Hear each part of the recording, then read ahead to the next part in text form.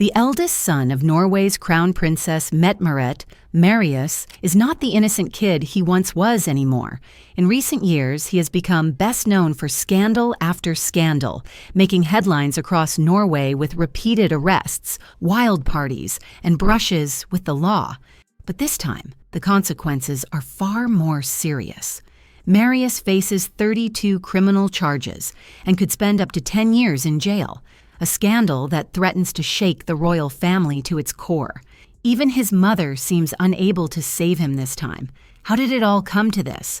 What horrifying secrets about how he treated his ex-girlfriends are finally coming to light? Watch the full video to find out. Don't forget to like the video, subscribe to the channel, and hit the bell icon to get notified as I upload a new video. Let's go on. Marius Borg Høiby was born in 1997 to Mette-Marit Høiby and Morten Borg. His parents' relationship was brief and never serious, but it unexpectedly led to pregnancy. By the time Marius was born, his father was already in prison for drug trafficking. As a result, Mette-Marit became a young single mother, raising Marius mostly on her own. Life was far from easy. She worked multiple jobs to make ends meet, including as a nightclub waitress. Mette-Marit had also lived a rebellious youth, partying often and experimenting with drugs. But everything changed when Marius was born. In the late 1990s, her life took a dramatic turn when she met Crown Prince Haakon at a music festival. Their connection was instant, but the relationship caused a storm of public scrutiny. Mette-Marit was not only a commoner with a complicated past, but also had a son. Many questioned whether a royal prince should be romantically involved with someone from such a background. Despite the criticism, their bond grew stronger. Haakon was convinced she was the love of his life, and he was undeterred by her past. He was even prepared to embrace the role of stepfather to Marius. Their relationship developed quickly, and by 2000 they publicly announced their engagement, shocking the entire nation. The people of Norway were not pleased. To many, Mette-Marit seemed like the complete opposite of what a crown princess should be. Some even pressured Crown Prince Haakon to give up his right to the throne because of her. But when Mette-Marit held a press conference condemning drug use and apologizing for aspects of her past, her honesty touched the nation, and slowly, people began to accept her. When the wedding finally took place in August 2001 at Oslo Cathedral, the ceremony was both emotional and symbolic. Marius, just 4 years old at the time, stood proudly by his mother on the balcony of the royal palace, and she made it clear she was unashamed of him. For the young boy, the change was extraordinary. One day, he was the son of a single mother living an ordinary life. The next, he was inside the royal palace, surrounded by traditions, strict protocols, and an entire nation watching his every move. Yet unlike his younger half-siblings, Princess Ingrid Alexandra, born in 2004, and Prince Sverre Magnus, born in 2005, Marius was not given a royal title. From the beginning, Mette-Marit and Haakon agreed he should grow up as privately as possible. The decision was meant to shield him from the heavy weight of royal duty and give him a chance at a normal life. Still, as the stepson of the crown prince, Marius could never fully escape the spotlight. Marius's relationship with his biological father, Morten Borg, remained a quiet but steady presence in his life. Though his parents separated early, Morten was involved in his son's upbringing, and the two have often been described as close. As Marius grew up, he searched for his own path, but often struggled to find direction. He briefly studied in the US before shortly dropping out, tried launching a leather jacket line under MBH Design, worked in London as a style editor for the luxury magazine Tempest, and even dabbled in modeling. But he has not achieved notable success in any of these fields.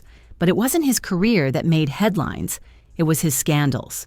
In 2016, he faced criticism for selling luxury items online while using the royal residence as his address, which many saw as exploiting his royal connections. A year later, at just 20, Marius was arrested for cocaine use, though the case ended with a fine of 4,000 Norwegian kroner. His behavior continued to make headlines. In 2023, when Mette-Marit and Crown Prince Haakon celebrated their 50th birthdays with 400 guests, Marius was invited but reportedly didn't attend due to illness. Yet later that evening, he was spotted partying at a James Bond-themed event at Michael's nightclub in Oslo. Around the same time, reports surfaced that he had hosted private parties at Skagum, the Crown Prince's residence, where drug use and the presence of criminal individuals were alleged. Things turned far more serious in 2024. Between August and November, Marius was arrested 3 times in just a few months. The first arrest came after an attack on his ex-girlfriend, Rebecca Helberg Arntzen, at her Oslo apartment, leaving her hospitalized with a concussion. According to Norwegian magazine Se Ahoy, police reportedly have recordings of him threatening to set fire and burn the girl's clothes and belongings during a phone call from Skagum Castle. Marius spent over 30 hours in police custody before being released. Weeks later, he was arrested again for violating a restraining order Arntzen had taken out against him, after he began calling and texting her constantly. Amid the scandal, another ex-girlfriend, Julianne Snekkestad, spoke out, claiming she had also suffered psychological and physical abuse at his hands. She said, "I have previously been subjected to psychological and physical violence by the person in question, with the psychological violence being the most brutal for me. I now no longer choose to remain silent. This has happened before, and it must be stopped now."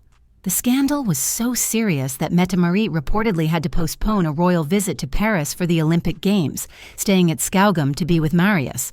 Speaking to the press, Marius admitted he suffered from several mental disorders and a substance abuse problem, adding, "I committed bodily harm and destroyed objects in an apartment in the intoxication of alcohol and cocaine after an argument. The drug use and my diagnoses do not excuse what happened in the apartment. I want to be responsible for what I have done and will explain myself truthfully to the police."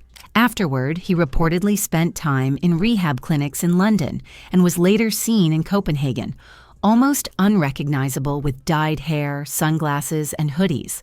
But on November 18th, things escalated further when Marius was arrested on suspicion of rape.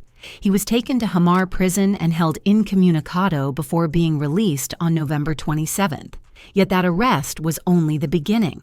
As investigators dug deeper, far more disturbing allegations surfaced. Prosecutors revealed that between 2018 and late 2024, Marius Borg Høiby allegedly committed serious sexual assaults against 4 different women. According to the indictment, each case began with consensual intercourse. But after the women fell asleep, Høiby is accused of violating them and secretly filming the acts. Shockingly, one of these incidents is even believed to have taken place at Skagum, the official residence of Crown Prince Haakon.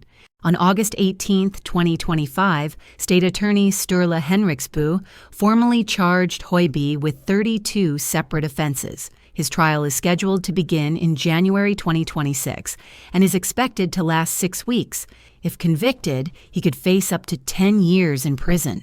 For the royal family, the scandal is unprecedented. Crown Prince Haakon himself acknowledged the severity of the case, telling NRK that it was solely the responsibility of the authorities and stressing his confidence in the judicial system. But the damage to the monarchy's image has already been profound. Princess Mette-Marit now faces perhaps the greatest test of her life, supporting her troubled son during this painful period while maintaining the stability of the crown. Do you think Marius will face justice, or will he escape the consequences of his actions?